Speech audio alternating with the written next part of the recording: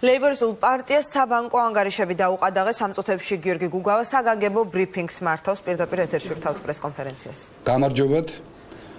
მინდა საგანგებოდ გაცნობოთ კრიმინალიტეტის ლიდერ ივანიშვილის უპრეცედენტო დევნა ყველაზე ოპოზიციური პოლიტიკური პარტიის მასთან რადიკალური დაპირისპირებული ძალის მიმართ, რომელსაც ის პერმანენტულად ახორციელებს.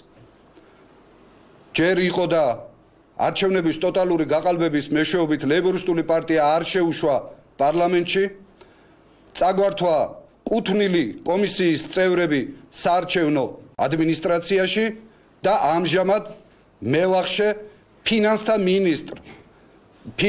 მინისტრის მეშვეობით დააყადაღა პარტიის ანგარიშები, რათა მოახდინოს მისი ფუნქციონირების, მუშაობის, ბრძოლის პარალიზება და გავუადვილდეთ იმ შავბნელი საქმიანობის კრიმინალური ქმედებების განხორციელება, რომლებსაც ისინი ახორციელებენ ქვეყანაში.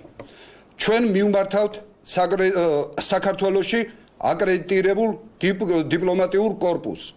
პირველი, მიმართონ დღევანდელ კრიმინალურ მმართველ ძალას დაუკოვნებლივ ყადაღა მოხსნან პარტიის ანგარიშზე.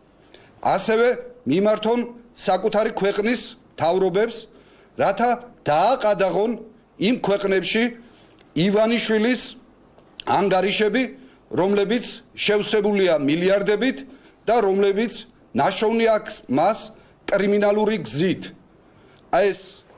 ეს გახლავთ ლეიბორისტული პარტიის პრესკონფერენცია.